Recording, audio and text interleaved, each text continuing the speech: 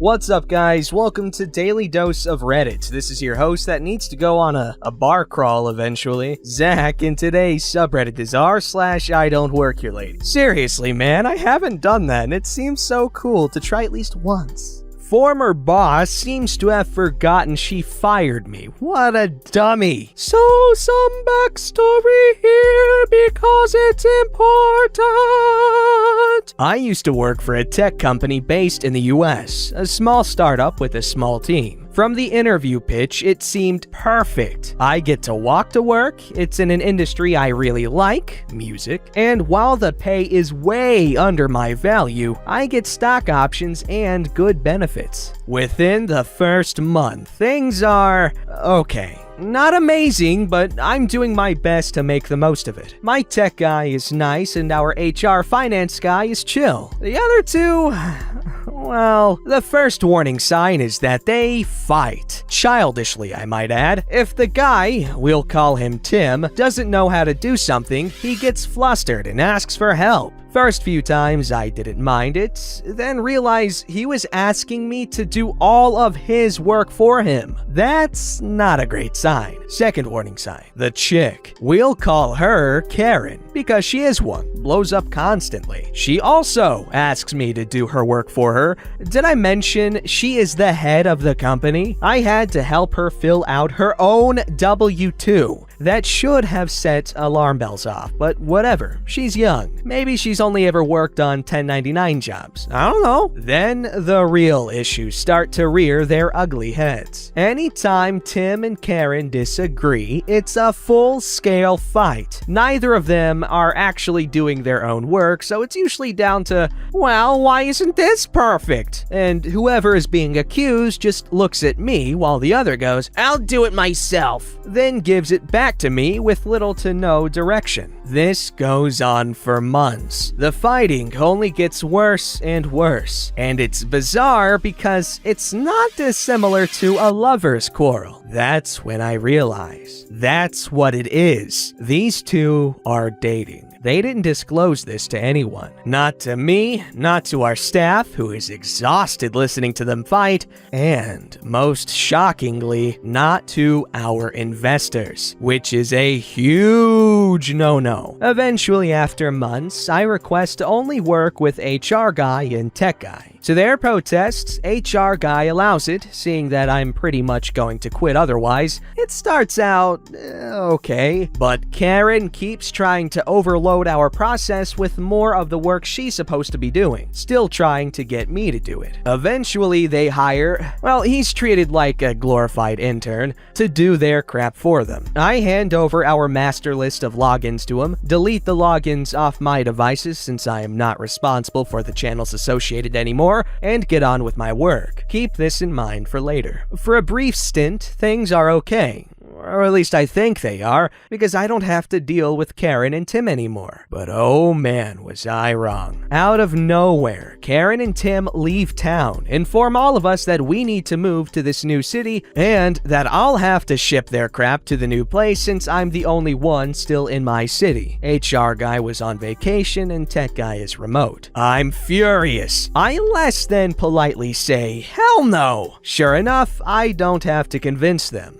Brovid hits. Everyone had to work remote wherever they are now because flights aren't an option. I also refused to move their crap. I finally had it and started looking for a new position. But with Brovid well underway, I was screwed. It was this or unemployment. Sure enough, Karen starts ignoring processes and begins setting up calls at all hours that aren't productive and just waste time. For me, these calls are sometimes as late as 10 p.m. It's a mess. The final straw was when Karen and Tim angrily called me to request I do something, start fighting, forget I'm still on the phone, and start cussing each other out. I just sit there incredibly uncomfortably while they yell at each other. And out of nowhere, Tim calls her his future wife. Like, what the fuck, guys? Hang up! Now, I could have hung up, but since I was friends with the other staff, I relay what I've overheard, and they inform me that they had no idea, and that's a big yikes. This even gets back to one of the investors who freaks. The big checks stopped coming in. I wonder why. As Brovid rages on, the company just burns through money. I can tell that things are going downhill and brace for impact. Sure enough,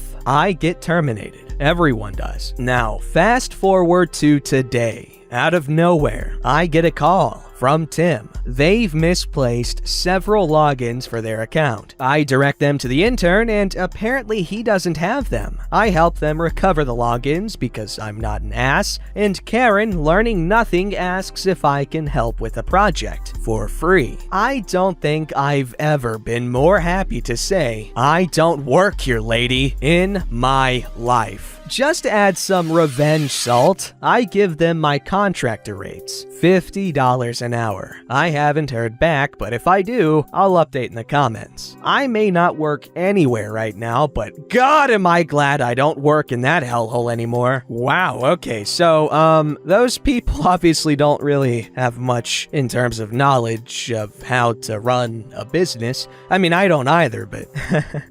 I mean, if you're about to start running one, you should probably, read up, maybe? Alright, this story's called Entitled Parent Believes I Work Here and Gets Angry at My Inappropriate Pins on My Lanyard. This was the first I've encountered an entitled parent, just because I'm a furry. But I don't know how this post should be. It's an entitled parents plus I Don't Work Here Lady combined. Here's the cast. Entitled Raging Karen. Entitled Dad. Me. Employee. Elderly Lady. My hero. Scene. So I, a 26-year-old guy, got out of work not long ago and decided to get a few things on my list at Walmart. I stopped at Walmart and browsed the aisles. Halfway through my list, I heard someone behind me saying if I can't help them. I turned around and there beholds entitled mother, a late 20s Karen, with her entitled husband, or it's entitled dad, but it's her husband, I'm assuming, looks somewhere around his mid-40s. Sorry, I don't work here. Without hesitation, the entitled mother scoffed and said,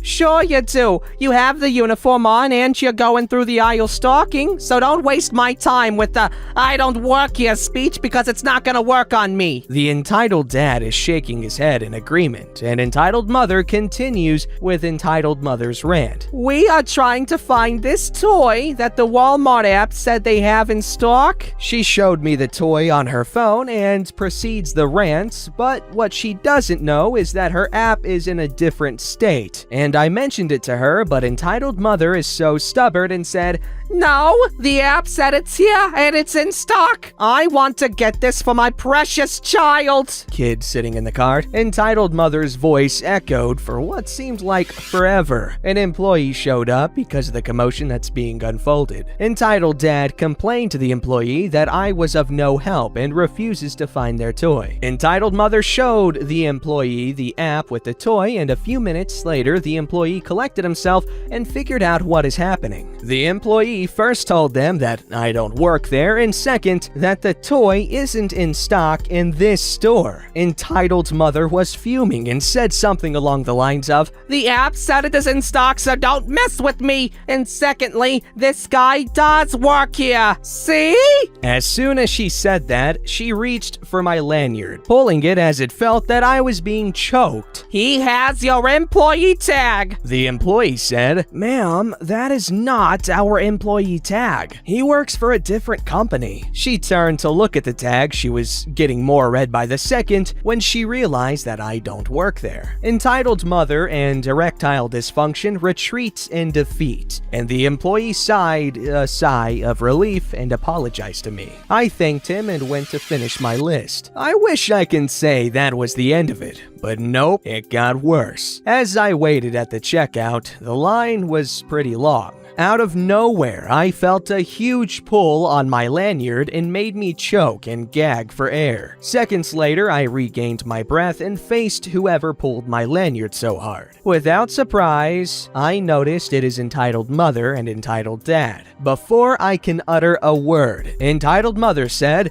You should go to hell, you furry lover! And points at my lanyard that has furry pins and some of my fursona pins. Turns out she saw the pins when she tried to show the employee that I work there. You should just die so you won't corrupt my son with your furry video of the adult variety crap. I told them that being a furry is not horrible. Yes, it is. And it helps a lot of people and charity. So what? People in line and the next are watching the scene being unfolded. All furry is all about is sex with an animal and for bad people who have no life whatsoever. No, we don't. People always look to the bad side and spread horrible rumors about furry, I guess. And they are so stubborn to not even look at the good things we furry have done. Furries. Before I can continue, Entitled Mother yanked the lanyard off my neck, tossed it to the ground, and stomped on it. Entitled Dad joined in as well, as people around are shell-shocked with what is going on. I'm not a violent person and not well body-built, but boy was I pissed and wanted to knock both of them out. Luckily, an elderly lady snatched my lanyard off the ground. Entitled Dad and Entitled Mom both looked at her and said, "Drop that tainted crap. It's inappropriate and should be burned so no kids can look at it and get any ideas about furry. All they need to know is what the internet says about them." Elderly lady handed my broken pins and lanyard and stood between both me and them. Entitled Dad isn't having it and started yelling, and Entitled Mother started talking to other people about how bad the furry fandom is and that we should stay away from them. Gladly, the security came and I finally got through the checkout just before I can even leave. One last surprise stuck me hard in the back of the head. I almost fell and took a second for my eyes to focus. Then I noticed there's a oh my god. There's a large can of beans on the ground almost next. Oh my god. Everyone is silent and mouths gaped open, trying to process what just happened. Turns out, Entitled Mother tossed the can of beans at me before disappearing out of the store. I touched where the area of the bean impact. Oh my god. This has to be a joke. Bean impact. I am bleeding. Oh my gosh. It didn't take long for the ambulance and police to gather. I gave my statement, as so the others that have witnessed the event. Entitled Mother and Entitled Dad are nowhere to be found as they took off in a hurry. I'm okay and my head still hurts. I'll give updates on if they ever found the two. Who the hell would go this length just because I'm a furry? Being a furry is not horrible and we have daily lives like everyone else. And no, we do not have sex with animals. That is just ridiculous and sick. It's funny how people can just see what the internet has to give and only see the horrible side of the furry fandom and assume it's fact and not experience the good things first-handed. A lot of the bad things that people say about furries are just rumors that won't stop and continue to spread, and it ruins people's lives to the point in driving to commit do sad things because of the haters, and the haters encourage it. I know most haters are adults and we can't really do much from that but block them, but there are children ages 8 to 16 as well promoting these hate and sad thing. I just wish parents will see what they're doing and put a stop to it, but we can dream. Even if someone stops being a furry, it will still continue. We chose to be furries because we love to express how we are, very similar to cosplay and other different types of conventions, and including Star Wars. No. We stick together and help one another, especially for those who are attempting to commit sad thing because of haters. We help charity, hospitals for children to be cheered up, conventions that non-furry people can experience. We also have furry children as well, and the non-furry parents are proud of it. Sorry about the rant, just things happen, and I'm just fuming from the event, but seriously, we know it's not all rainbows and butterflies. No one can escape the hate. It's life. But hopefully we can reduce the hater population by helping them see the good side of the furry